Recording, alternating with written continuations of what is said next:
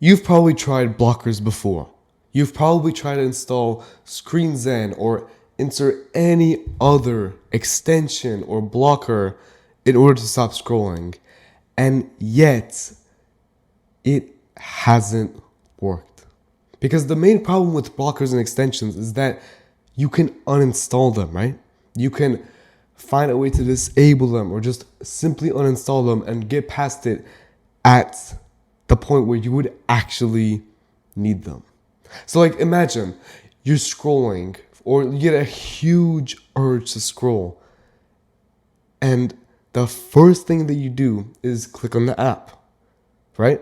But the thing is it's blocked, right? It pops with the thing or it doesn't allow you to open it, whatever. So because you have that huge urge, you just go ahead, uninstall the app, and then get right into your scrolling binge, right? But it's not that they're useless either because there are plenty of people who also find them useful. So what's the discrepancy here, right? What's the problem between you and the people who actually find them useful? Well, the difference is super simple. The difference is that they're not a foundation, they're a support. So imagine, right? You're building a house on sand. If you don't have a good foundation, then it's just going to fall apart, right? But people use blockers and extensions as the foundation to their house. It's the same thing as using sand. It's like not building a foundation at all, right? You're just putting up the walls and everything on sand. So it's no wonder that the house breaks apart at the slightest piece of wind or dust, just like when you get a huge urge and everything gets knocked over.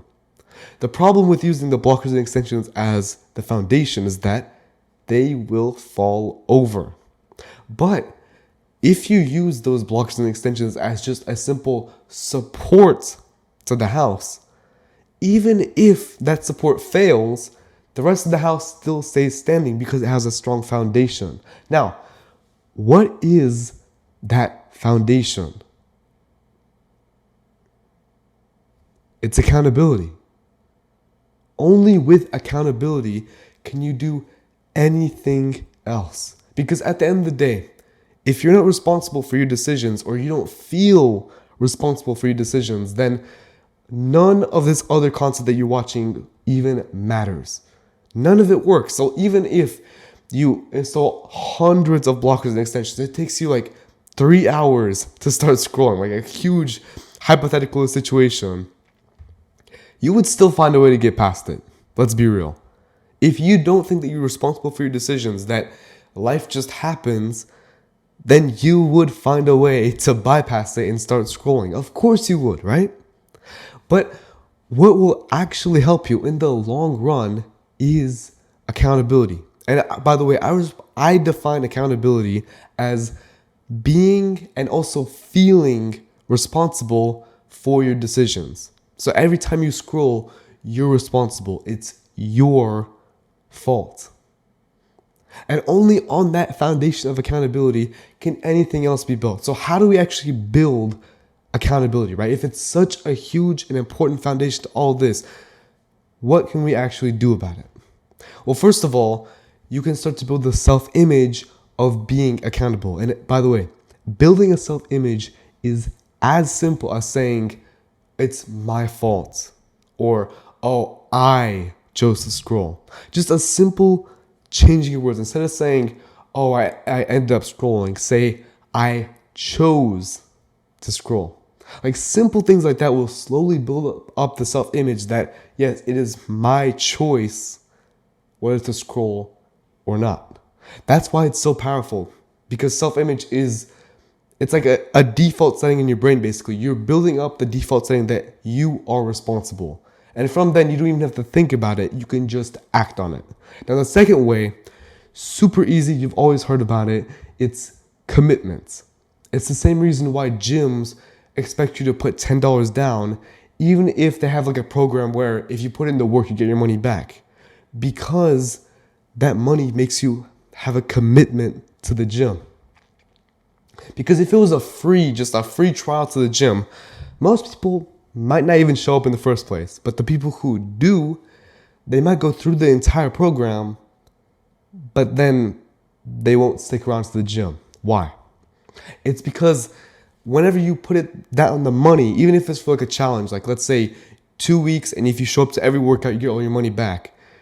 Even just the $10 down, which objectively isn't a lot, even that $10 down does two things. It commits you to spending money at the gym because you spent some money before, but number two, commits you to actually working out because you have money on the line.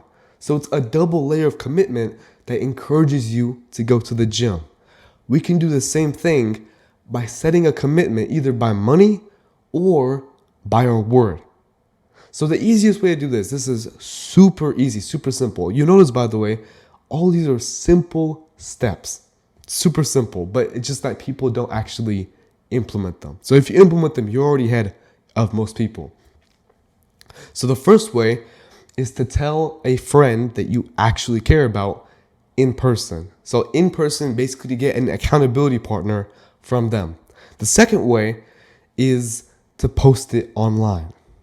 By the way, I do this every single time I make a video about how to stop scrolling addiction. That reinforces in my brain that I need to be accountable to myself and not scroll, right? It's super easy, super simple, but you'd be surprised at how effective a commitment is. And the third way is to have someone special to you constantly reinforce it. So it's one thing to have an accountability partner, you just tell a friend that you're going to do something. But it's another thing entirely to have you and another person working towards that same goal together. And my clients, who, by the way, I run a scrolling addiction coaching program. If you're interested, link in the description.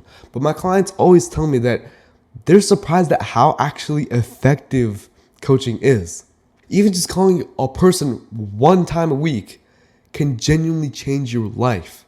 And it's all because you and that person are working together. For example, only when I met my best friend and he introduced me to the gym and working out, really, that's when I made the most progress I've ever made in my working out journey. Just because it was me and another guy working towards the same exact goal. And this works for scrolling addiction as well. If you have a close friend who's also struggling with scrolling, just tell them. Like, just having that extra support. And again, I call it support, right? Back to the house, metaphor. It's really the foundation of everything. It's like a support, but it's such a big support that it becomes the foundation.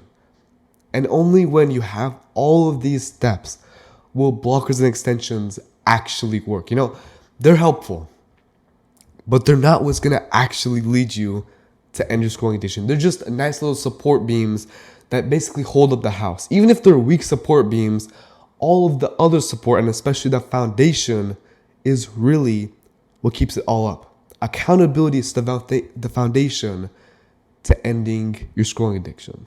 Now, if you want to get accountability from me personally and also get all the tools and skills necessary to end your scrolling addiction in 3 weeks or less, then I got you. Because I'm running a 3-week, 21-day scrolling detox. And if you want to join and be part of the very first group of people who does so, you can do so by clicking the link in the description.